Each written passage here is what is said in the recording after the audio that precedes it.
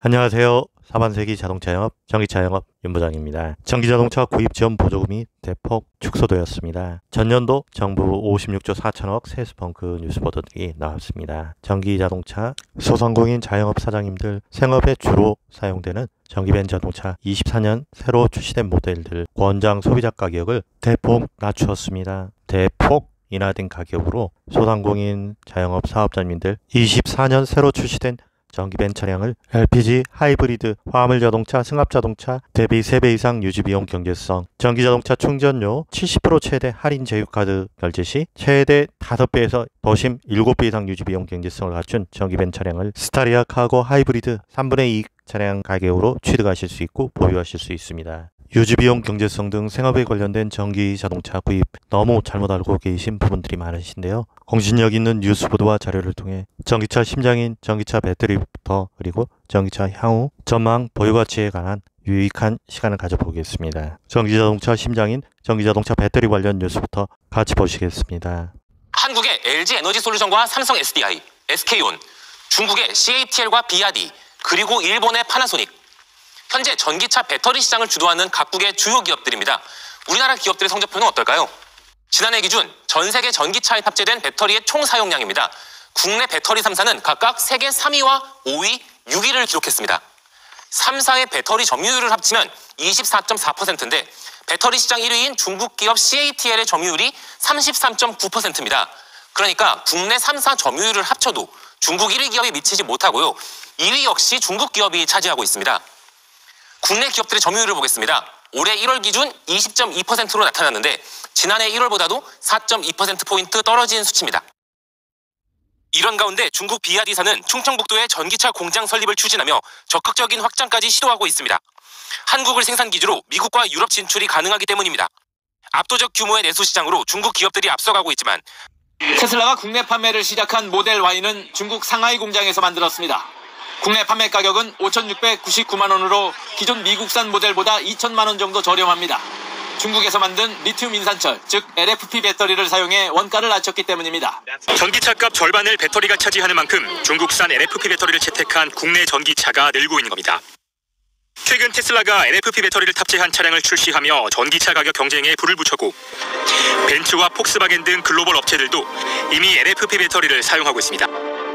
국내 배터리 3사는 LFP보다 가격은 비싸지만 주행거리가 긴 이른바 3원계 배터리를 생산하고 있습니다.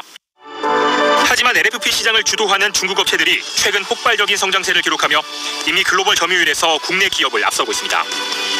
배터리 시장 자체가 폭발적으로 성장하는데 핵심은 LFP 3원계가 아니에요. 중국은 3원계는 우리하고 큰 차이가 없고 LFP는 우리는 없고 우리는 아직 난감한 상황이죠. LG 에너지솔루션은 2025년까지 전기차용 LFP 배터리를 양산할 계획이고 SK온은 지난 3월 시제품을 공개하는 등 국내 배터리 3사도 뒤늦게 개발의 속도를 내고 있습니다.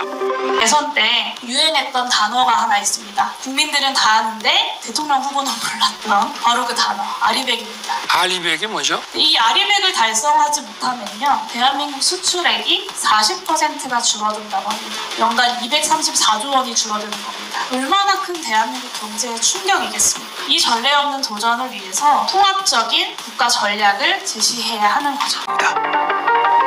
또한 전기 자동차용 2차 전지의 핵심 소재인 수산화 리튬의 대중국 수입 의존도를 24년 정부 전기자동차 구입 지원 보조금 정책을 살펴보면 앞뒤가 안 맞는 부분이 너무나 많습니다. 고물가 고금리 소상공인 자영업 사장님들 저희가 힘이 되도록 노력하고 있습니다. 전기자동차 권장 소비자 가격이나 외 생업의 어려움으로 대출 규제, 자동차 구입 시 할부 등 부결되는 상황들이 많습니다. 생업에 필요한 자동차 구입, 전기벤 구입 시 망설이지 마시고 할부 부결 시 연락 주시면 대안이 될 수 있는 금융상품 안내로 선택의 폭을 넓혀드리겠습니다. 감사합니다. 역대 최대 규모의 세수펑크, 윤석열 정부 출범 후 2년 연속 세수 부족입니다. 예상보다 법인세 24조 6천억 원이 덜 거쳤고 양도소득세와 종합소득세가 16조 원, 부가가치세 역시 9조 4천억 원으로 3대 세목에서만 50조 원의 구멍이 났습니다. 정부는 부동산 경기 침체와 반도체 불황 등 경제 상황이 좋지 않았던 점을 원인으로 꼽았습니다. 실제 지난해 제조업 생산은 20년 만에 가장 큰 폭으로 줄었고 소비 동향을 보여주는 소매 판매 역시 20년 만에 최대폭으로 떨어졌습니다. 여기에 새 정부 들어 법인세율을 1%포인트 깎아준 것도 영향을 미친 것으로 분석됩니다. 올해도 상황은 만만치 않습니다.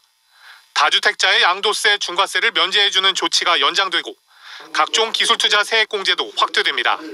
이 밖에도 상속세, 금융투자세 등 정부는 감세 정책을 확대 추진한다고 예고했습니다. 세수 결손이 나게 지금 예산이 짜여 있는데 내가 대통령이 그동안 고려되지 않았던 이런 것들도 지금 추가적으로 지금 집어넣겠다는 거거든요. 예상한 만큼 거치지 않는 세수 결손이 예상된다고 보는 것이 합리적이다.